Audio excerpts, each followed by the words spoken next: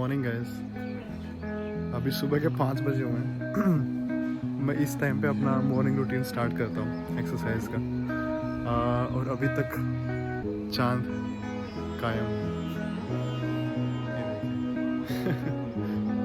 Okay guys, I'll head back to my workout.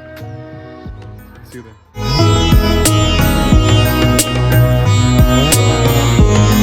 मैं हूँ बड़े भाई के साथ। ये है मेरे बड़े भाई। आज हम निकले हैं दोनों के दोनों गांव की सैर करने, है नहीं?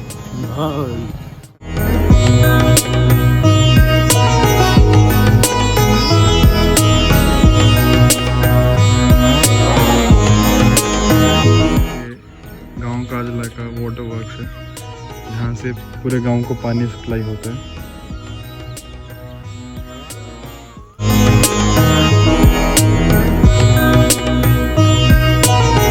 हमारे गांव का सरकारी स्कूल है, काफ़ी बड़ा है ये।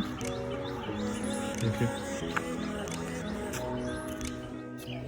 और ये ग्राउंड है बच्चों के खेलने के लिए, ओपन ग्राउंड।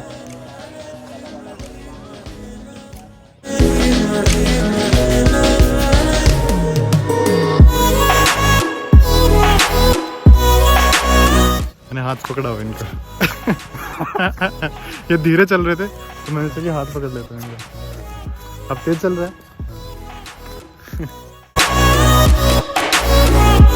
मैं अभी जा रहा था खेत में, तो मुझे बीच में एक कीकर का पेड़ मिला, तो मुझे एक कहानी याद आई।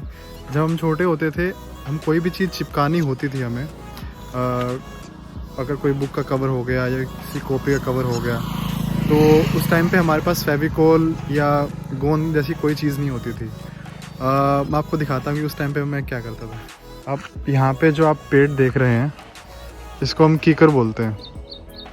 अब इसमें एक इंटरेस्टिंग बात ये है कि यहाँ से ये लिक्विड निकलता है, अगर आप ये देख रहे होंगे तो। अब ये लिक्विड को हम यूज़ करते थे बोतल अप करके एज ए फेविकोल या फिर एज ए गोंद। तो मैंने सोचा कि मैं आपको बता देता हूँ कि हम क्या उस टाइम पे गोंद का या फिर फेविस्टिक का ऑल्टरनेटिव हमारे पास क्या था गांव में।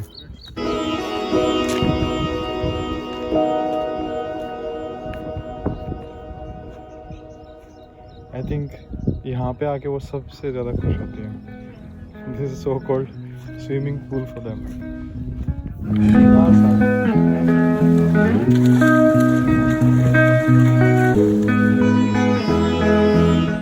तो ये है बेसिकली, यहाँ पे ये ईंटों की जो लाइनें बनाई हुई है वो इसलिए बनाई है ताकि जब कोई भी एनिमल वहाँ से नीचे आता है, भैंसे नीचे से या भैंस या गाय जो नीचे आती है, वो एक पर्टिकुलर फ्रिक्शन मिले उनके पैरों को, ताकि वो फिसले ना। And then they goes straight away to their swimming pool.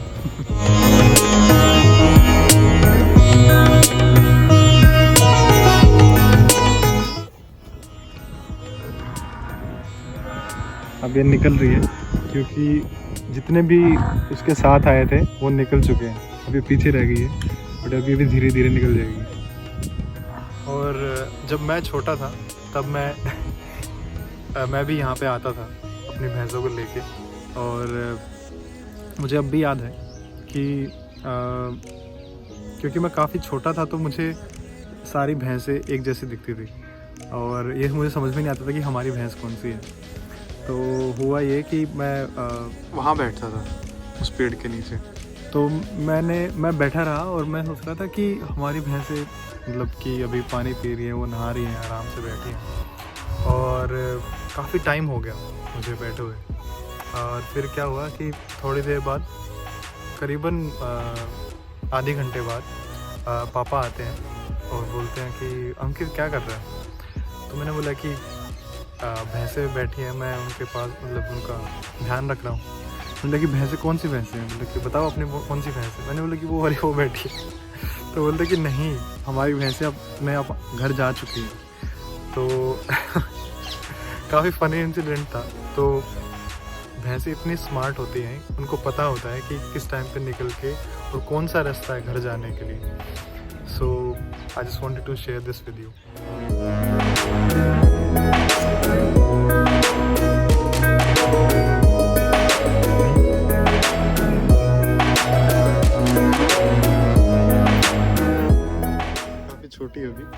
नाम नहीं पता इसका।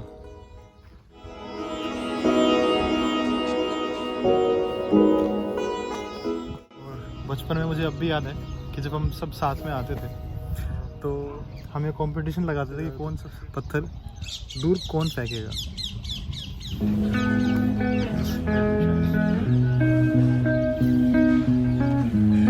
ऐसे भाग रहे हैं वहाँ पे। शायद उनको कोशिश कर रहा है कि घर लेके आऊँ, पर वो हमेशा दूर दूर भागती रहती है क्योंकि उनको बहुत ही कम मौका मिलता है बाहर आने का।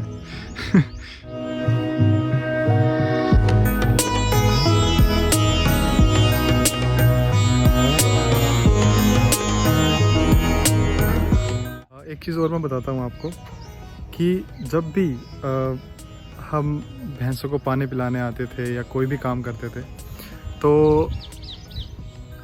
पैर में अगर हमारे कोई भी कांटा चुभ जाता था तो हम उसे कांटे से ही निकालते थे। मैं अभी आपको वो दिखाता हूँ कौन से कांटे से उसको निकालते थे। ये देखें, अगर आप ये देखेंगे तो हम इसको शूल बोलते हैं। अगर आप इसको प्लांट को देखेंगे तो ये काफ़ी शार्प होता है।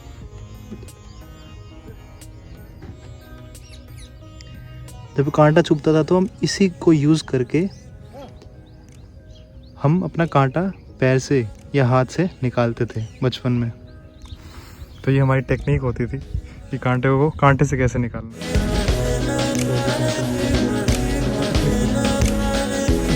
आपने एक आवाज़ सुनी होगी, मैं दिखाता हूँ कि कौन सा बर्ड है। हम इसको टटूरी बोलते हैं। अभी उड़ गए। तो ठीक है, गर्मियों में थोड़ी सी चैन आ जाएगा। ये सब बिटोड़े हैं। सो बेसिकली ये एक स्टोरेज प्लेस है काउ डंग्स केक्स को रखने के लिए। सो ओवर द टाइम जब भी कभी भी फायरवुड की कमी होती है तो गांव में हमेशा यही यूज़ होता है।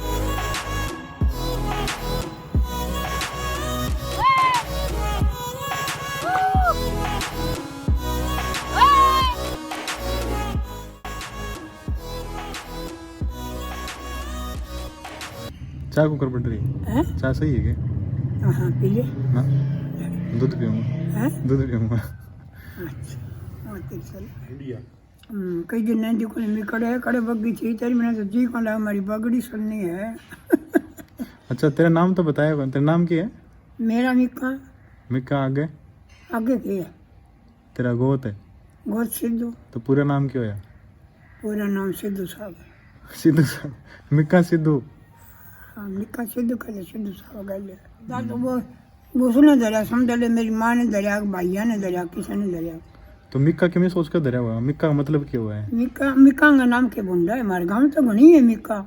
हाँ पर ना मिक्का का मतलब तो होगा, मिक्का क्या मतलब? मन ने बेरा को नहीं भाई, मतलब नाम है झूठो ना मैंने बेरा ये मतलब ना मिक्का है मेरा सदांगाई।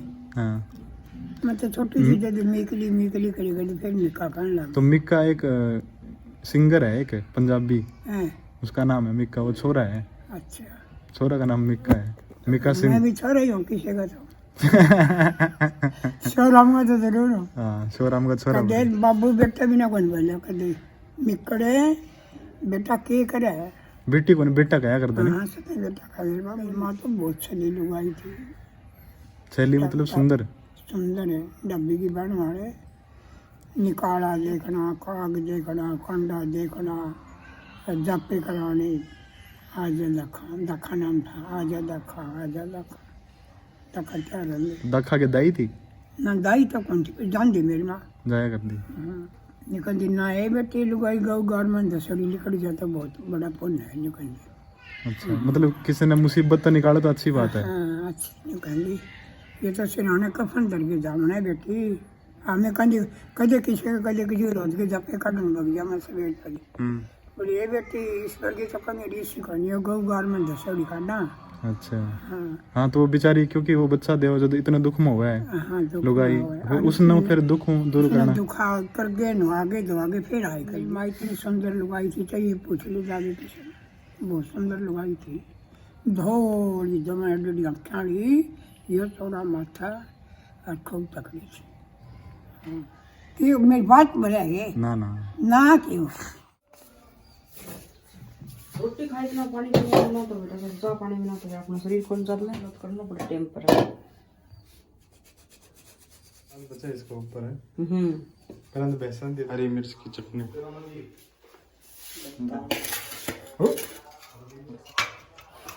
एक नाना जी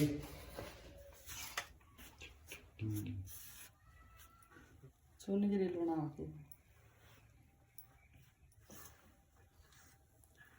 यहाँ इसमें चटनी मिर्च डालनी है नमक नमक एक बार कूट के पूरा फिर लहसुन डालना है और वो लाल मिर्च नहीं डालते हम नहीं हरी सिर्फ हरी हरी बनाओ आज तो और ये अदरक भी पहले तो ये तोड़ना पड़ेगा हाँ ये तो छोटी सी ये है देसी हरी मिर्च है चटनी बनाने के दो तरीके हैं एक तो हम सीधा इसको मिक्सी में डाल के बना सकते थे मोटी मोटी काट ले पर हम इसको कूटेंगे कुंडी में अच्छी अच्छी बनाएंगे तो उससे क्या होगा उसका टेस्ट काफी इम्प्रूव हो जाता है काफी अच्छा बनता है इसलिए गांव में सबसे ज्यादा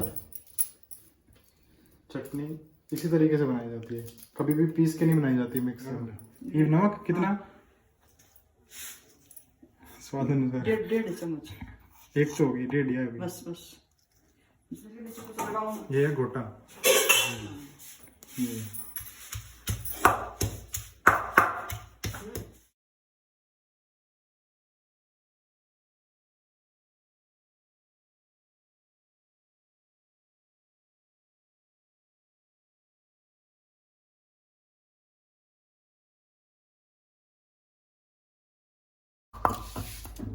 अब ये रेडी हो गई है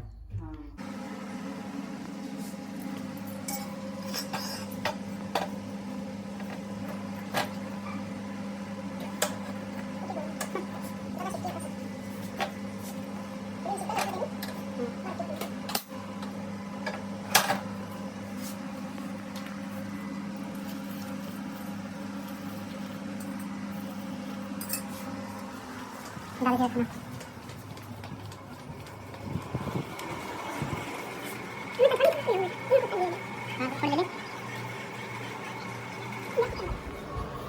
दादी हमेशा इतनी रोटी कुत्तों के लिए रखती है हमारे गांव में जब भी हम खाना सुबह बनाते हैं तो कभी भी हम सब्जी नहीं बनाते हैं माँ हमेशा सुबह ज़्यादातर चटनी ही होती है खाने के लिए स्पेशली सर्दियों में सॉरी स्पेशली गर्मियों में हमने घी भैंस का घी चटनी डाल एकदम अब इसमें डालेंगे जाएंगे सीधी चटनी और रोटी चटनी दही और रोटी सिंपल